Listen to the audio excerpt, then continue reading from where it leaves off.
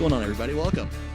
This is our first live taping of the Presumption podcast. My name is Matt Fondelier. I'm the producer of the show, and I'm seated here with our two hosts, high-profile lawyers Sara Azari and Jim Griffin.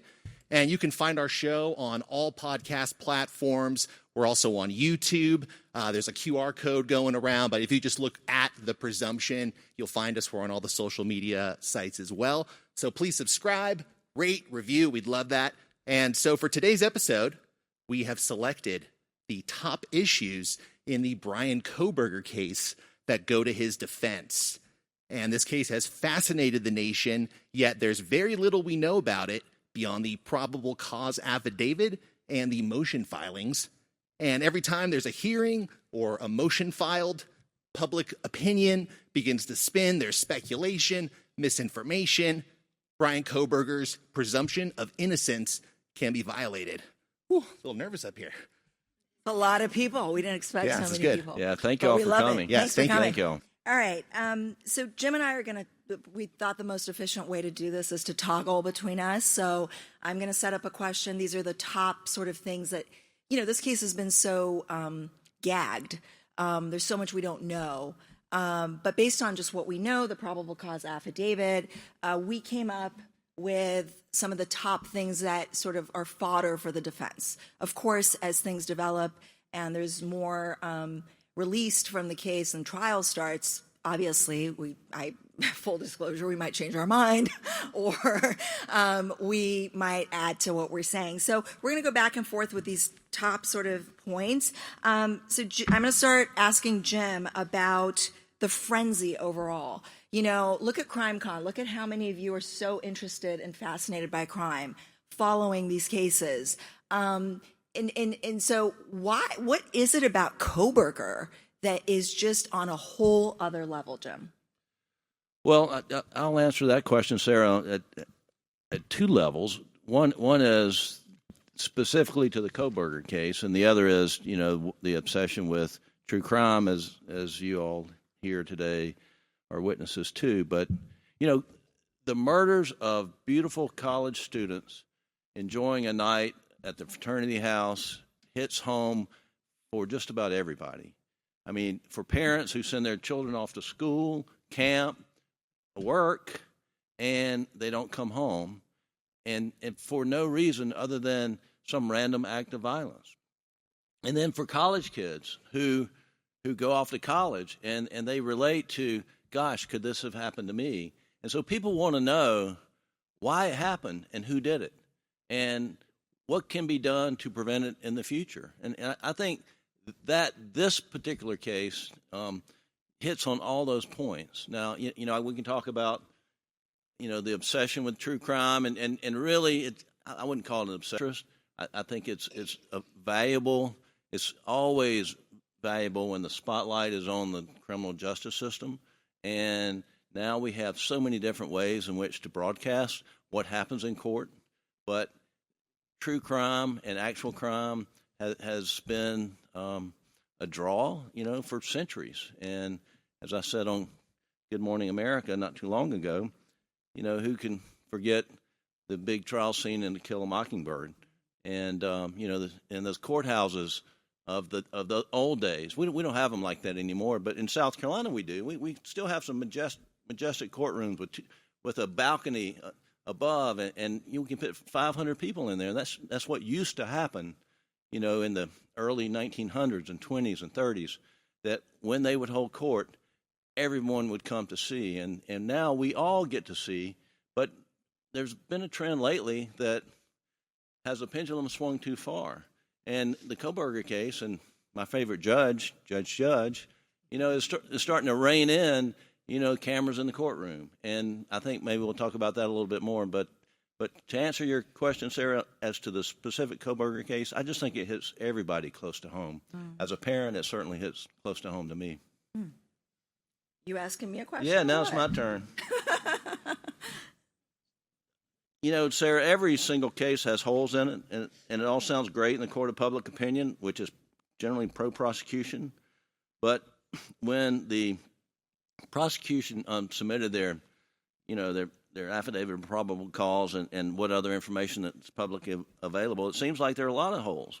What do you think some of the biggest holes are so far that we've seen in the prosecution case? So even the most challenging case that we get from time to time, there's something there that we could hang our hat on. And so far what I see here is, number one, lack of motive. Maybe it exists, but we don't know about it. And motive, as we've heard over and over again, in his case, in the Murdaugh case, motive is not an element of crime. The prosecution does not have to prove it, but every mind wants to know why. Why would this guy go in and slay 4 people? What was his connection? So we just don't know. Not only we don't have motive, but we don't even know how and if he was connected to any of these 4 victims. We also don't have lack of presence. And by that I mean no biological matter. He essentially slays these 4 students, and there's not only blood or anything like that, but evidence of cleanup, because cleanup is evidence, and so the fact that there's no evidence of cleanup, and the fact that there's no trace of, there's no fingerprints, there's no, I'm not talking about the touch DNA on the knife sheath, but on the actual fixtures in this party house where they lived, there's nothing, right? There's no indication that he was actually there. Also, identifying the Hyundai Elantra that kept changing year, make, and model, whatever, suspiciously, as the suspect vehicle. I call the vehicle itself a suspect. And so how mysterious, and Jim's going to talk about this in a minute, but how mysterious that the identification of that car came in around the same time as the IGG lead, but we still don't know which one was first. And there is a relationship there. It matters. So the car is also very important. And then I think other possible challenges are, how does a guy go in and in 15 minutes go boom, boom, like 2 different bedrooms, 2 people here, 2 people there, and then leaves, and then there's nothing there? It still needs to be explained. It still needs to be explained. There's also the 8-hour delay that I think Jim's going to talk to. I'm going to be asking him about it. There are a lot of explanations. I imagine people can freeze when they're freaked out and panicked and scared, but it's still very odd, that she was so petrified that there's somebody with a mask and these bushy eyebrows. We'll talk about that too. And she didn't recognize him. And so that she went in the bedroom and locked herself up. She was that scared, but then she waited 8 hours to call 911. That's kind of a problem. Okay. So to Jim, the Kings Road house where the murders occurred was a party house. Right. Open doors, people were coming, going, right. Nobody knew who was there, who was going to be, okay. So how does that history of the house play into the crime scene, generally in the case? Yeah, right now we don't know how much DNA was obtained from that house. I have to believe that there is a lot of unknown DNA in that house. And when you have that, it makes it very difficult to make a forensic case solely on DNA. We could go into a house and we could leave our trace DNA somewhere, and they could run it through the various databases, but without any other information to go on, I mean, they would never get a hit on me, I hope. I don't think my DNA is anywhere, or probably no one in this room is in the DNA database. So. Well, I have a question. Doesn't it expand the pool of suspects? I mean, in 6 weeks, they got Kohberger. There was so much pressure to get the murderer. And in 6 weeks, they got him under, some interesting, we still don't know the whole IGG car thing. But so I think.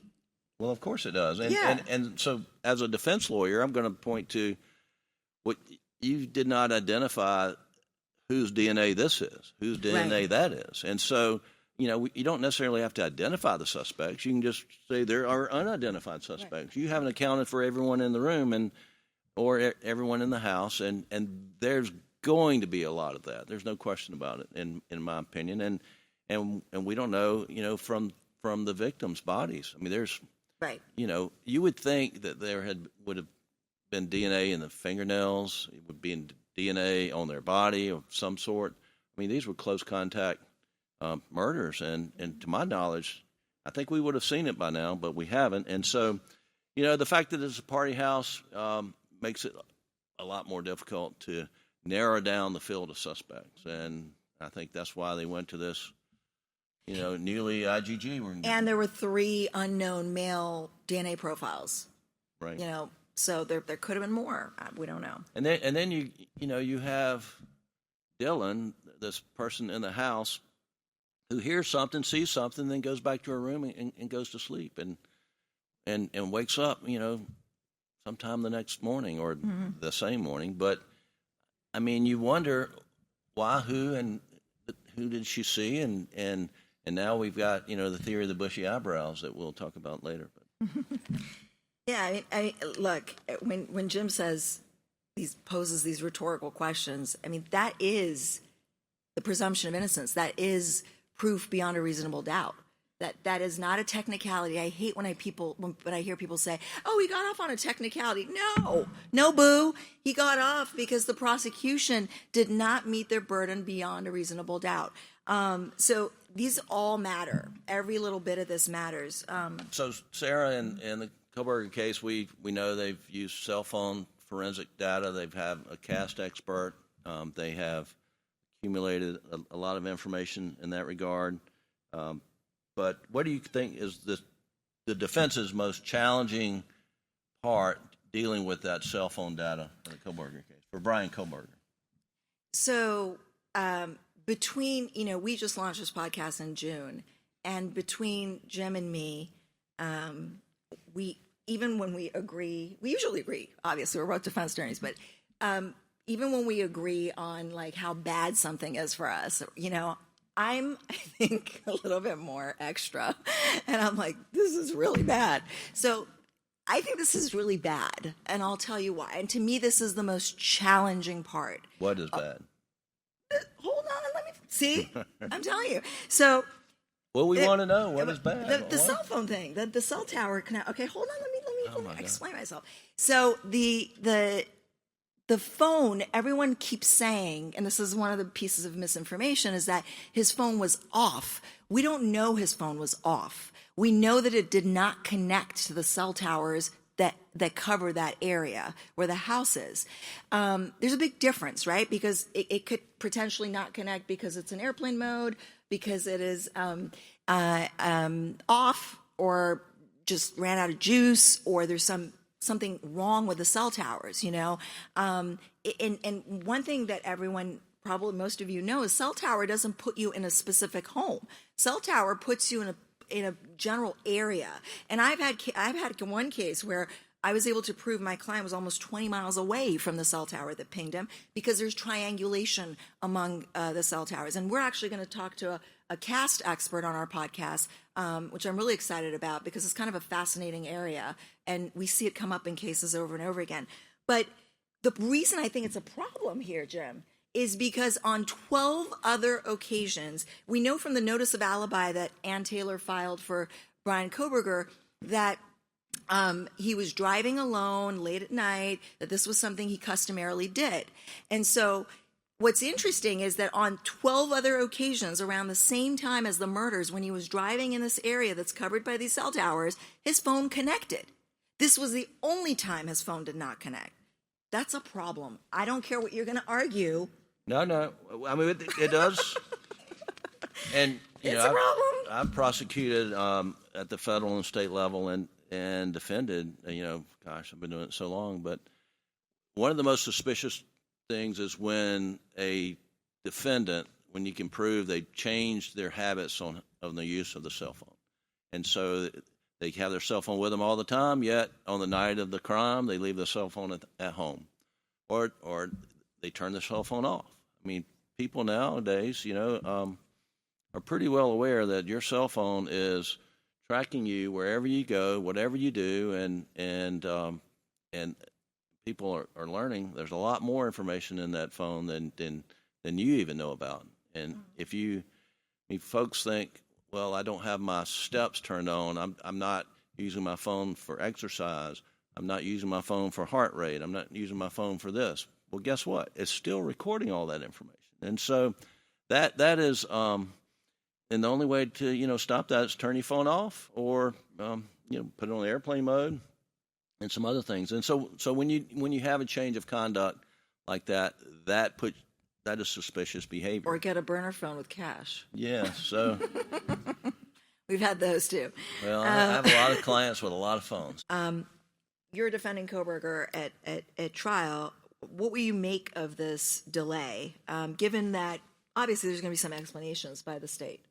And the biggest thing that we would try to exploit, and we don't know right now exactly what there is, but is what's the breakdown in the forensic evidence? Not everything lasts as long, and is there any evidence that during the interim there's some inadvertent, I wouldn't call it tampering, but inadvertent destruction of the evidence, and then how reliable can it be? And there are dogs in the house. There's a lot of things going on in that house, and there's just such a delay, and you wonder why was there a delay? And it leads you to believe, like if I'm arguing, that the perpetrator was someone known to the people in the house. That's what I would argue, because nothing about the perpetrator being in the house was suspicious. And you have, a roommate come out, sees a person, and doesn't think anything of it. Now she says she was nervous and scared, but who wouldn't be after the fact when your friends are murdered? But at the time, didn't think anything of it. And so, that would be things that I would push on. What about you, Sarah? That when they got there the next day, when the law enforcement came to the home, it was clean. The house was clean. Yeah, for the most part. A lot happened in those 8 hours that I think is is fodder for the defense. That it wasn't just that she just locked herself up and panicked, but people potentially were coming and going. We know this crime scene is absolutely contaminated. It's a big argument for the defense in this case. And, and it was completely clean. Right. So, all right. So now, Sarah, we've heard that Bryan Kohberger looks like Ted Bundy. He had bushy eyebrows. Now he suddenly trimmed them. How significant is the bushy eyebrow observation by the one eyewitness in the story? What do you think? First of all, I fell out when Mark O'Mara was on our podcast telling Jim and I that he thinks Bryan Kohberger is identical to, Ted Bundy. And I was like, he's not at all, But the bushy eyebrows. I mean, didn't you come back and say you look like Billy Idol? Wasn't that? That's right, because he does. He's like got bleached hair. But bushy eyebrows. I mean, first of all, I'm ethnic. If I don't pluck my eyebrows, someone's going to say they're bushy. I mean, bushy by whose standard? What does that even mean? And the more important thing is, first of all, millions of people might be described as having bushy eyebrows. It's not really it's not a identifier like a scar or a tattoo or something unique, And then also it takes us to the issue of eyewitness identification, which is really one of the most flawed pieces of evidence. There's actually science behind system and estimator variables that, we bring in experts at trial and eyewitness testimonies. We're trying to challenge it because when there's trauma, when there's police pressure, people say things and misidentify. And it's not because they're doing it in a nefarious way or with a nefarious intent. It's just what happens to us, under those circumstances. So the bushy thing, to me, is a wash. I don't think, somebody wearing all black and all you can see is their eyebrow, that's the guy because he has bushy eyebrows. I got a very quick story. When I graduated from law school, right before I started the job, my girlfriend and I went cross country on a trip. We drove from South Carolina. We were on the West Coast. We were up near San Jose and pulled out off to get gas. And we pulled in, and at that moment, there was an armed robbery at this gas station. And two guys come out, guns, bag. They jump in the car. They take it off on the road. They get T-boned right in front of us. And then the car's smoking, going down the road. And my girlfriend wants to chase the getaway car. I go, are you crazy? And this is before cell phones. I graduated law school in 87. Very few of you were alive in this room, I suspect, in 87. And so there was a payphone. I said, let's go to the payphone. So I dialed 911, and I said, there was just an armed robbery. And she said, where are you? I go, I don't know. I just pulled off. And they said, well, what do they look like? I'm not real sure. But, they're in a car, and there's no way in the world I could identify those people.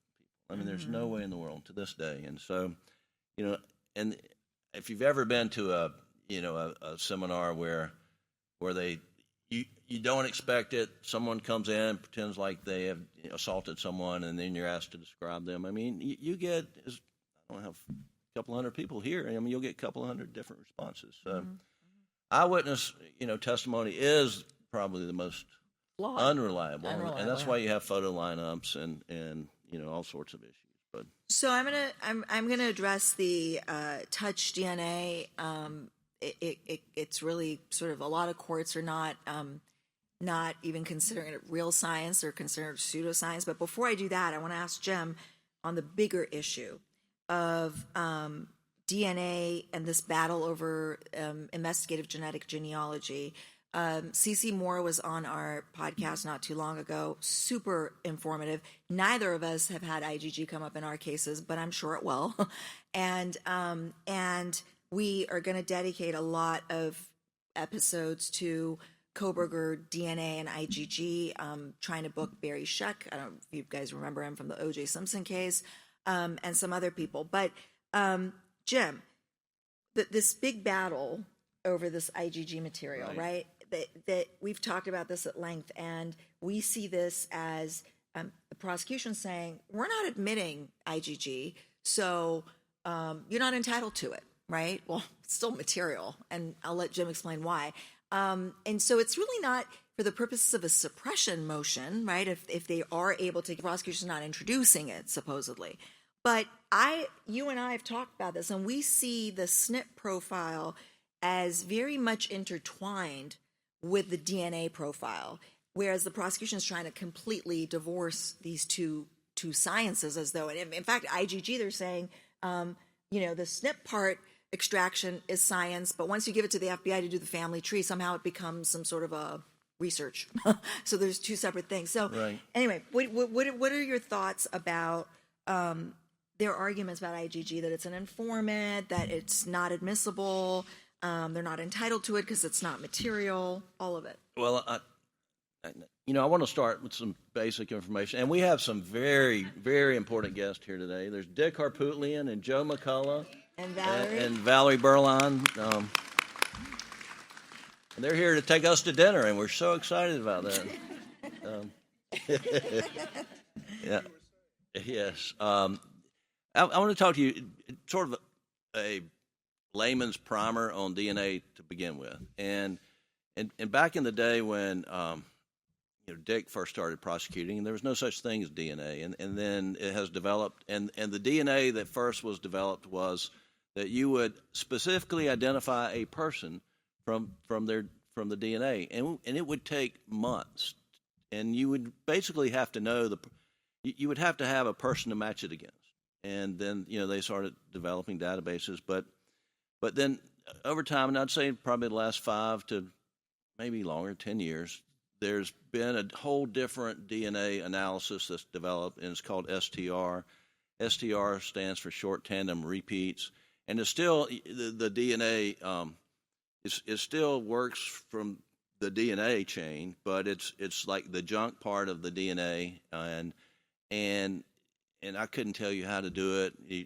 They do it in a lab. They extract it, but what the end product is something that looks like an EKG on a heart monitor, and they have lines through it, and so and then they take that EKG and they match it against known samples, and to see if there's a match, and you don't get a match. You don't get a match with STR. I mean, you don't get a match with STR. You get a mathematical percentage, and sometimes the mathematical percentage is there's a 1 in 100 chance, or it's a 1 in 500,000 chances, or 1 in gazillion. And that's as close to a match as you would get. The bigger the bigger the number is. So, and so that's what we've been living with.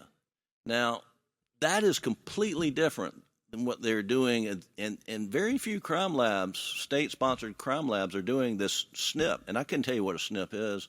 I've never had a case involving a SNP, but it's new. But the SNP is a different type of DNA, and it is used to, cross-check against whether it's the same DNA that goes into 23andMe or any of these other databases. I think it is, but I'm not 100% sure. But they're able to take the SNP and match it up against those databases.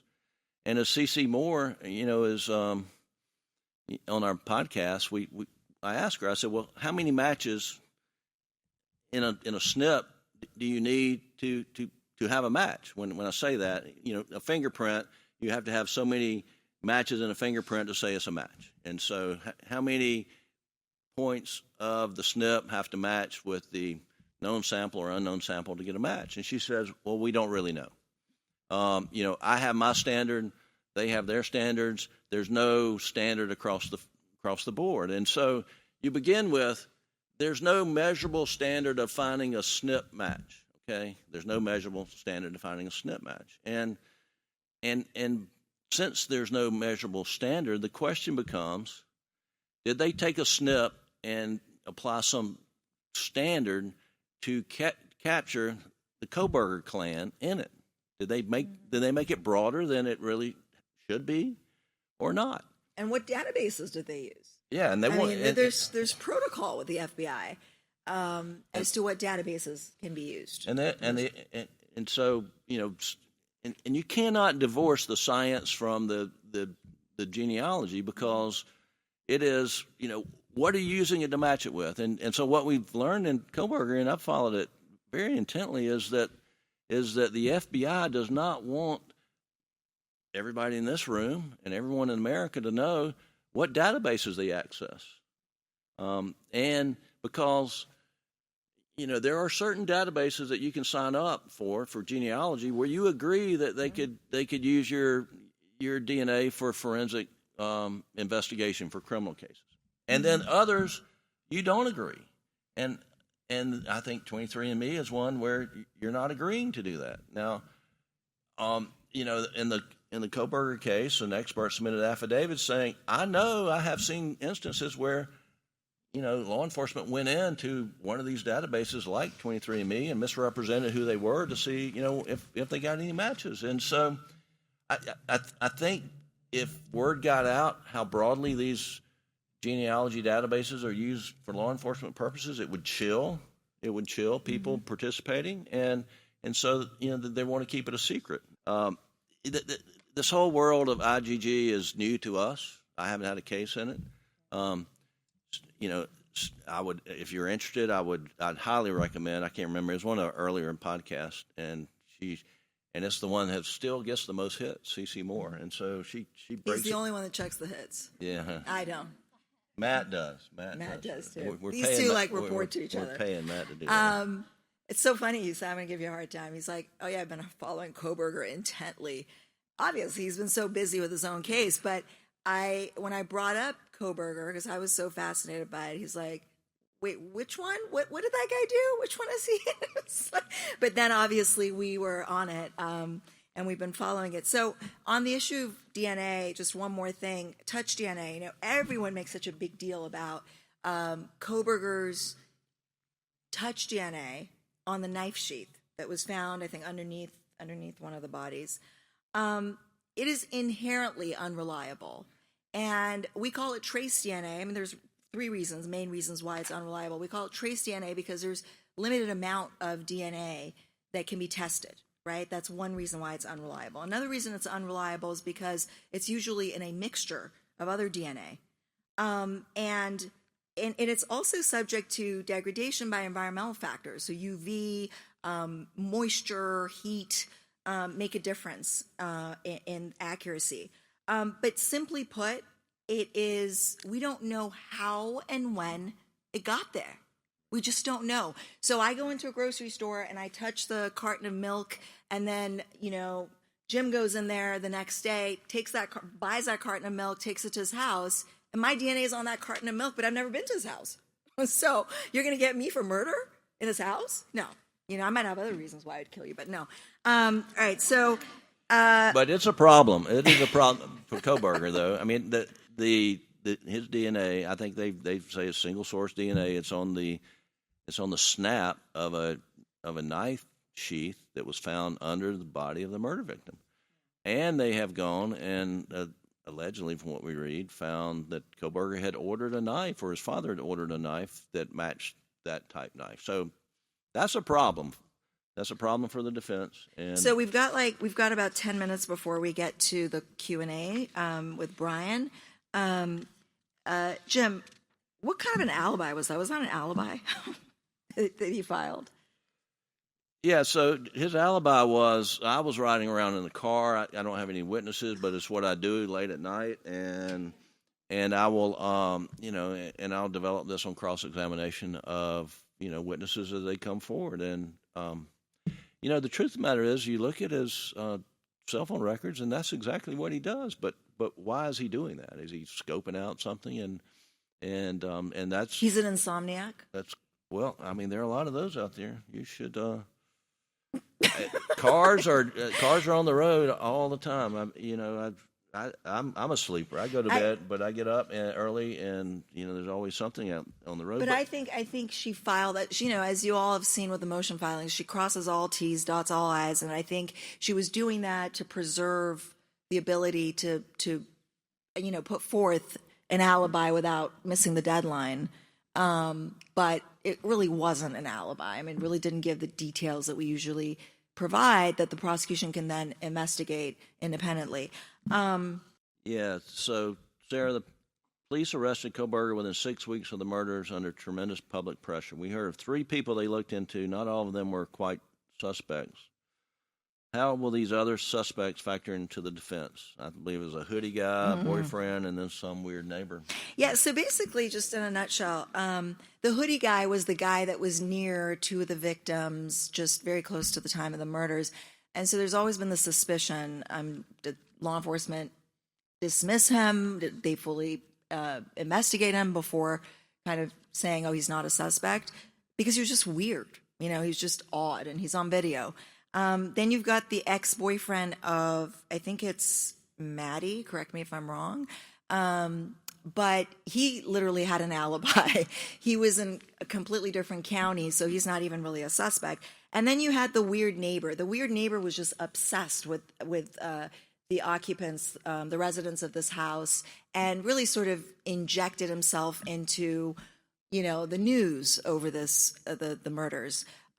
So maybe he's a suspect. I don't know. But I think that, like we said earlier, I think there's far more suspects than Kohberger.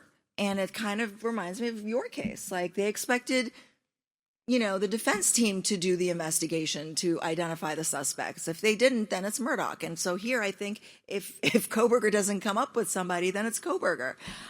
It doesn't work like that. So the last question goes to Jim. Lights, camera, action.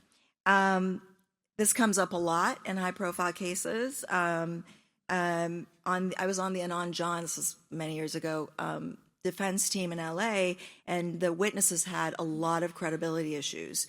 And we wanted cameras in the courtroom because we wanted people to actually see that they're lying, that their testimony's crumbling.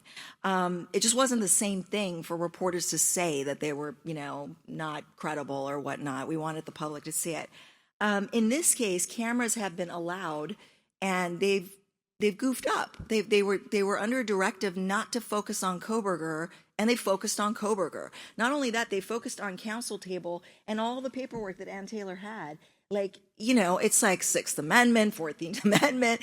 They're arguing that Kohberger can't really focus and participate in his defense because he's just like the spotlight's on him. So it looks like the judge is excluding cameras and might opt for audio, right? Can you talk about the defense and the prosecution? It seems like they both agree, but for different reasons. Yeah, they are both agreeing. I will tell you from my experience in the Murdaugh case, having cameras zoomed in on your client, which they did extensively in the Murdaugh case, I think Ann Taylor learned the lesson that we learned after the fact. I mean, we didn't really know because we're in the trial. And I will give you an anecdote. I received an email. I'm sitting there during the middle of the trial. I get an email from some man in Iceland. And he tells me, cover your mouth when you're talking to your client. I can read lips, and I know exactly what you're saying here in Iceland. And I'm like, oh, my God. I mean, I had no idea. And so that level of intrusion into the defense communications, and we had microphones. We had to be cognizant of turning them off while we tried to consult with our client. I mean, it's challenging. It is challenging. And, but you agree that they need to go? They screwed up? I struggle with that. I do think in our case it was prejudicial. I think there was just so much circus on the outside of the courthouse. It carried over into the inside of the courthouse, and I think that jury was very cognizant of what was going on outside, what was going on inside, and that they felt like they were under a microscope, and that whatever they did would be broadcast widely. I mean, most trials that we have, and particularly as I do civil work too, as a plaintiff's work, we try to convince the jury that what you're doing here today is going to have a big difference out there. Now, when you're trying to send a message to improve corporate conduct, I mean, that's what you want to do. When you're defending a guy, I mean, you kind of want some grace from that jury, and you don't want anybody to know about it. So that would never happen in a case like Kohberger or Murdoch. But so I can completely understand why the defense will not, don't want cameras in the courtroom. Now the prosecution, sometimes, their witnesses will clam up. They'll be nervous. And oftentimes when there's, I don't think we'll have it here, but, when they're informants whose lives are at risk if the word gets out. I mean, you've got bad guys going to trial who have bad guys on the outside who won't come to the court because, they don't want to be identified. But they can watch it on TV and know who put the finger to them. So I don't think that's the situation here, but that is a factor that the prosecution will certainly consider in most all these cases. All right. There is another Brian in the room who is not charged with a crime. Yeah, I feel like it's Brian Laundrie, it's Bryan Kohberger. It's like everybody gets confused, Yeah. So there's some really good questions. Everybody had great questions. I went through a couple that you guys didn't cover as closely. This one's from Amanda from Chicago. Do you think the DNA alone is enough for a conviction? The touch DNA on the knife sheath? Yeah. Hell no. No. I mean, it doesn't put him there. It just puts him on the knife sheet at some point in time before the murder. So no. But, I mean, the knife sheath was in the house. Right. It doesn't mean he put it in the house. We don't know if he brought it into the house. But how else could it have gotten there? His roommate. Yeah. No, the town where he lived in Washington and where, in Moscow, there's a lot of, ingress and egress of, students from colleges going back and forth, partying, etc. So who knows? Like somebody borrowed the knife. Who says he didn't lose the knife? Or lost the knife, yeah. Do you really think, I'm just playing devil's advocate here. Oh my God, won't let it go. Do you think anyone's really going to buy that, though? I mean, the fact the cell phone data puts him in the area, plus the knife sheath with alone. You just said DNA. Okay. Sorry, I'm going a little further though. I'm saying you're the cell phone data plus the touch DNA. You're right. So I mean, here's the thing: is there a story that he lost the knife? If there is, how can the defense put it forward? I don't know if there is, but and if maybe the only person in the world could testify about that is Bryan Kohberger, which goes to another point: is he going to testify at trial? Yeah. Right. Yeah. He may. I mean, he's apparently very involved. It's his right to he's involved in his case. I mean, we know he goes over all the documents in jail. So. By the way, I don't know what it would be like to represent Bryan Kohberger, who's a criminology PhD. I think he would get on my nerves. Have you guys ever had clients like that? Have you had clients like that that are really? Sometimes clients. I represented a lawyer. Oh, that's true. Yeah. What am I saying? Yeah. Whose family had been prosecuting in that circuit since 1800. Yes, I've represented. Was he a micromanager? A little bit. He was a good client. Yeah. So. Yeah. Sometimes it's easier to defend clients who just don't come from any sort of scientific. Doctors are also very difficult sometimes. Yeah. Sometimes it's easier to represent people that don't have the higher education. Interesting. Okay, we got a lot of questions. As blood transfers from victims to the suspect, Brian's car is clean. How problematic is that? But there's no evidence of cleanup. That's what I was saying. And that was in your case, too. Yeah. There's no evidence of cleanup is evidence, but here we not only don't have biological matter, but we don't have evidence of cleanup.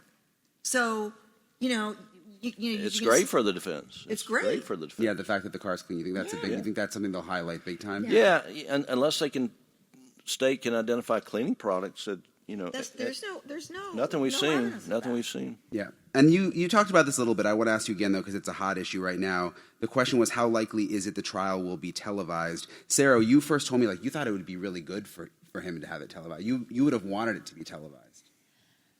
I did for transparency, but what's happening is the cameras are not following the court's directive. They're focused on him. They're focused on counsel table. And then we're not just dealing with mainstream media where you've got that can be fixed. We've got journalists. We've got journalists that have a code to follow, like you. We have social media and sleuths, and it's just going crazy on this case, and so it's become more prejudicial than I just. So you've changed your mind a little bit? I've changed my mind. Really? On the camera. You on camera? Come on, you're on TV. You gotta want Brian, I will tell you that I don't know who goofed up in the Kohberger pretrial hearings, but Court TV did the feed in the Murdoch case, and they followed the judge's directive. There was one time where they slipped up, and they were so apologetic. And, Yeah. But well, I think some of it is people on social media are zooming in on the feed that's going out, so it looks like the camera zoomed in sometimes, but you can zoom in at home. Right. And also, how are you not going to zoom in on the suspect? The whole thing's about Kohberger. How are they expecting us not to? Well, doing it again, I would, if we get a chance to do it again, we would certainly try to have some standards in place where they don't do that. Would you be against cameras if you do it again? Yeah, for sure. You would? Yeah, for Interesting. sure. And Okay. I'd be against doing it in Colleton County. Yeah. Or anywhere in the United States. Yeah, that's right.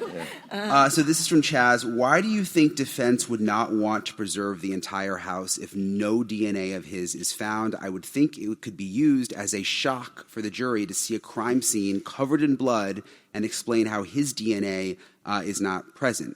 Which is interesting because the defense didn't fight them tearing down the house. That's a great question. That is an awesome question. Yeah. Whoever thought of that. As the defense, do you know the DNA will never be found in the house? It hadn't been found thus far, and so you don't want to count your chickens before they hatch. We say I would make a bigger deal that they tore it down and there's no there. There's no evidence. There was no DNA in the house, but if it's still standing, who's to say law enforcement won't go plant DNA? I'm not suggesting that they would, but stranger things have happened. It sure has. Yeah, it's an interesting situation with the house, and it's apparently in really bad shape now. Apparently there's all sorts of chemicals that have burned through the floor from all the testing that they did. I always wondered, is it unusual? Because we saw once Ann Taylor got on the case, she got to go to the house and had special access. She toured the whole house. Is that normal? Yeah. Yeah. Yeah, you got to get a court order, but yeah, sure. Your experts as a defense should have the same rights to inspect. Now, not at the same time because, you haven't been charged yet, so you're months, sometimes years away. But yeah, you should have equal access to the same, to the crime scene. Absolutely. Is it? We've been focused so much on what we know just being from that one probable cause affidavit. Mm-hmm. And a couple of the cases I've covered recently, Lori Vallow, there were big bombshell developments that came out from the prosecution during the trial. Sure. That really made her look bad that we didn't even know about. Mm-hmm. Is it possible that there's a ton? Could they have all sorts of other DNA and stuff and we just don't know about it? Forensics, sure, but also motive that I was saying is not present. There could be. Wasn't there? I recall social media subpoenas at some point.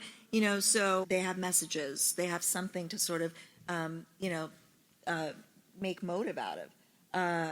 They better, because this is right. This is nothing. Well, but because isn't it just the basics in the probable cause usually? Yes. Yeah, that's exactly right. Although it did seem to me like eventually the state started playing to the media, and that they were really putting as much in as they could, and so I don't know. Sure, as a defense, we would not show our full hand at all. We'd like not to show any of our hand if we can help it, sort of like the alibi notice. So, and the state plays the same game in some degree, but they have to, they have an obligation to provide it to the defense. And so they can't hide the ball from the defense. Now, but that obligation is not, I think people think it's reciprocal. We don't have the same obligation because the burden is not ours, it's theirs. And that brings us to that interesting question of Bethany, what is it, Frank or Frank? Bethany Funk, yeah. Funk, That's sorry. actually the next question on here. Okay, Yeah. so remember you guys when Bethany Funk was it the defense wanted to interview her? Yes, that's the question, actually. Oh, okay, Someone go had the question. Let me ask you. This was from Christina. She was reading your mind. What do you think Bethany Funk, the surviving roommate, saw that they wanted her to be available to testify at the prelim hearing for the defense, which was interesting. The defense believes it will help Bryan Kohberger. What could it be? Well, I think that the defense was claiming that her testimony would be, or her statement would be exculpatory. And there was big fuss made about her being out of state, not wanting to comply with the subpoena. Is she material? Well, heck, if it's exculpatory, yeah, of course, couldn't get more material than that. But it was interesting also because, this is sort of the bigger issue of when is it that we need to produce witness statements of people that are going to testify at trial, experts and civilians? Of course, if there's any report documented, we have to produce it. Usually with experts, we can't say we don't have a report. They're forensic experts, whatnot. They prepare a report. But with civilians, we're absolutely not doing anything untoward or unethical if we don't have any notes. And I'm going to be truthful with all of you. There are many instances where I don't want notes.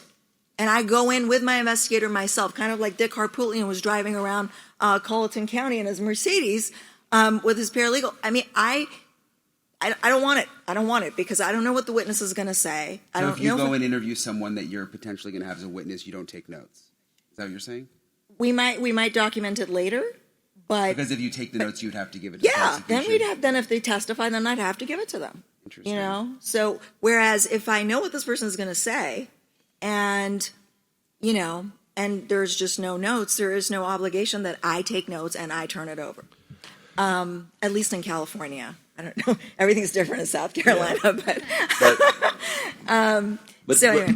But sometimes, Brian, they just may want to do discovery. They want to know what she knows. Maybe so get her under oath, pin her down, one way or the other. I don't know what Bethany knows. It's interesting. We don't really know how it, unfolded from there because they made some kind of agreement that they would just go there to interview her so she wouldn't have to come and be in front of all the media and, part of an official hearing. But I think there was also talk that she would contradict Dylan. Like there were some inconsistencies between what each of them saw and what they could say about the murders that night or that morning.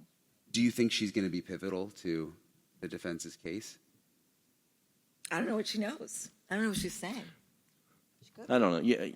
Yeah, one thing that we do in every case, when there are witnesses we know about, we try to interview them. And if they won't talk to us, we bring that out on cross-examination. You refuse to talk to us. Now, they've gone to another level here and tried to get her under oath. And rather than come to court, she agreed to talk with them. And maybe they accomplished all they wanted at that point in time.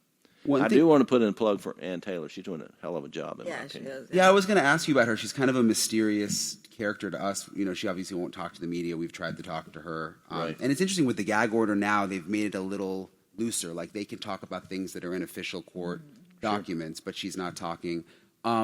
You said you're a fan of hers. They brought the Attorney General also in, like some of his people. Do you think they need how does that work? Is she still doing most of the work? Oh, sorry, I'm thinking about the prosecution. They brought in the help. Yeah. But Ann Taylor got help too. Yeah. She did. And the case, she got help from a attorney that specializes in mitigation, which is key because this is a death penalty case. So it's key for the death penalty trial. And she herself is, I think, one of the 4 people in the state of Idaho whose death death penalty qualified. Yeah. I'm impressed too. Right. And I hate when people go on social media and start talking about how much it costs. I mean, it costs to kill somebody, okay? It does. And, she's a public defender. Why is she making this money? I mean, some of the best lawyers in the country are public defenders. They work really hard and they get paid very little. Are you a public defender? Okay. All right. So, I mean, I'm very impressed by her. Brian, we had Mark O'Meara on, and he's done a lot of death penalty cases, and he talked about this very fact. It's if you're trying the guilt or innocence portion, and you're working really hard to defend your client, challenging everything, advocating for the client's interest, and then, innocence, and then he's found guilty, then you don't have a lot of credibility to get up there and then say, okay, we know he did it, but he's a really good guy and he'll do well in prison. He should be put to death. That's why you have to have another lawyer on the team who hasn't gone to battle, who hasn't been rejected by the jury, if you will, to get up and make the mitigation case. And I think that's what you're seeing. And she brought on, I forget, she's actually a California lawyer, sort of like Barry Scheck. She has a lot of experience in DNA. This is a big case, There's so many different angles and aspects to this case that requires experts, and some of them are lawyers who are experts in that field. So this is not some waste of money or resources. It's necessary to protect his constitutional rights because, like our podcast is the presumption, he's presumed innocent, at this point.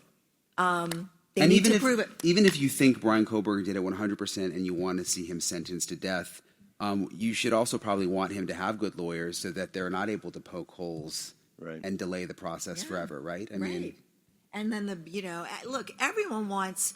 Sometimes I think people think that it's like, prosecution versus defense, and there's just like a war going on. I mean, yeah, of course, sometimes there's a war in the courtroom, but we all want a fair trial. We all should want a fair trial. Victims, they want to make sure that they got the right guy. The prosecution would be, would end up in years of appellate battles if they don't have the right guy. So it's in everyone's interest to protect the right to a fair trial for the defendant. Another question here. I know we don't have a ton of time left, but what about the timeline? What do you think about the timeline of when there'll be a trial? Of course, they had one scheduled. I thought you were going to ask about the timeline on a phone, and I'm like, wait, that was a different case. No. I'm just. A lot of people are wondering, like, is the trial going to be, next year? Is it going to be in 2 years? How do you? Since he waived the speedy trial rights, it seems like the air is going out of the balloon because coming up to it, we're looking at November, and no one really thought we're going to trial in November, but so now, it's anybody's guess. The judge, maybe I missed it, but has the judge ruled on the IGG? No. Is there a benefit to the defense to drag it out? Like, do people become less passionate about the case in the community? And I mean, is there better or worse for the defense? You never know, but it could be that something happens between now and the Kohberger trial that just takes it off the map, right? O.J. Simpson case may come along, or Robert Blake may come along. I mean, some Hollywood name may come along. One of the things that is interesting in this case, that's sort of similar to your case, Jim, is that when you went to trial in January of 2023, and Murdaugh was charged or indicted in the summer of 2022, July. The first reaction, including mine, was like, what? This is pretty quick, for a double homicide. And but then as I became more and more familiar with the case leading up to the trial, I was like, no, I would do the same thing because there was really no evidence of murder, as we saw. But Kohberger, like, maybe there are things there, and that's why, the defense has sought to continue the trial. You mean like things that make him look bad, that's taking more time for them to work evidence through? that's incriminating. Yeah. Because if it was like your case, like, where it was so like, slim to none, then let's go. Well, if ours was a death penalty case, I don't think we'd be going to trial. Oh yeah, that's true. I forgot about the death penalty. You're right. Yeah, Yeah, that's true. That's true. And that whole aspect of putting together mitigation takes so long. Was there a strategy from the defense making it seem like it was going to go to trial and then waiving it at the last second? Do you think that was a strategy move? Oh, for sure, it was a strategy. I'm not. I can't look behind the curtain to see, what they gained from it, but it put a lot of pressure on the prosecution to cough up information, and maybe because that is the risk, and is that the prosecution just dribbles it out there. Yeah, and it's and you never get ready, and so if you make them think we're going to trial in November, then they're producing the information, and you get it. And maybe there are mistakes in the information that gets produced. And nothing gets under the skin of prosecutors more than not knowing, why this limbo. Why is he not waiving time? Are we going? Are we not going? So, I mean, it's a nice little strategy game that we can play sometimes when we can. But right. Anything else? No, I think we hit all the questions. Yeah, great. Thank you guys so much for showing up. I was very pleased. I didn't expect this crowd, right? Wow, yeah. And follow us. I guess I'll turn it over to Matt. Just a reminder, our show is called The Presumption, so please subscribe. Check us out if you like that. Please review the show as well. And Sara and Jim do have a dinner to run off to, but they do want to meet with you guys. They are going to be around tomorrow. Jim and Dick Harpootlian are doing a panel with Ava Pilgrim all about Alex Murdaugh tomorrow at 5:40, so do not miss that. And then Jim has a meet and greet at 7 tomorrow, so that'll be great as well. And as we like to end each episode of our podcast, Yeah. Jim, Sara, We rest. We rest. thank you guys so much.